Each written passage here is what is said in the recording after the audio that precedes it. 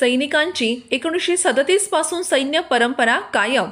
आडगाव येथील सेवानिवृत्त सैनिकांचा भव्य सत्कार सोहळा पाहण्या अगोदर सूर्यवार्ता न्यूज चॅनलला सबस्क्राइब करा।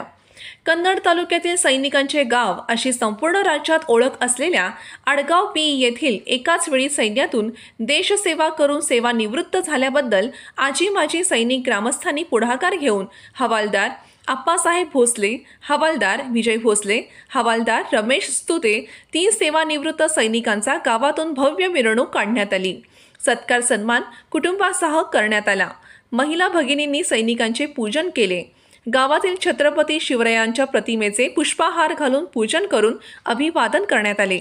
या प्रसंगी विविध मान्यवर सैनिक पत्नी, विद्यार्थी यांनी आपले मनोगत व्यक्त केले।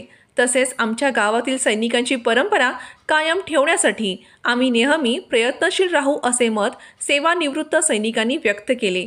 या प्रसंगी उमाकांत भोसले, अनिल भोसले, शिवाजी भोसले, गावातील सर्व आजी माजी सैनिकांनी पुढाकार घेतला। या प्रसंगी सरपंच, उपसरपंच, सदस्य, ग्रामसेवक, शालेय विद्यार्थी, शिक्षक, ग्रामस्थ उपस्थित होते। या प्रसंगी अरमान मतदार यांनी सूत्रसंचालन व आभार व्यक्त केले। सूर्यवार्ता न्यूजसाठी कन्नड तालुका प्रतिनिधी सुनील निकम। मी हवालदार आप्पासाहेब परबतराव भोसले, आडगाव पिशोर। मी आज ठीक 24 वर्ष पहिले सेनामध्ये भरती झालो होतो आणि आज 2001 28 मार्च आणि रिटायरमेंटची डेट 31 मार्च 2025 ला रिटायर झालो। माझ्यासोबत माझे एक मित्र आहे विजय मंजिराव भोसले आणि एक रमेश सुस्ते 17 वर्ष करून आम्ही आमच्या मायदेशी मायगावी परतलो।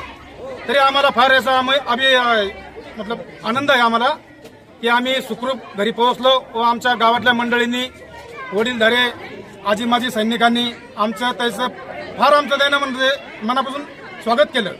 असं आम्हाला वाटलं नव्हतं असं होईल म्हणून।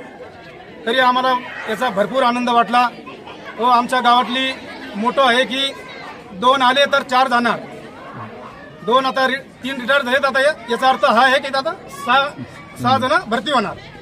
तरी यांना आम्हाला भरपूर आमचं मन भरून आलं व यांचे मी फार फार फार आभार व्यक्त करतो व माझं इथं 2 शब्द संपवतो।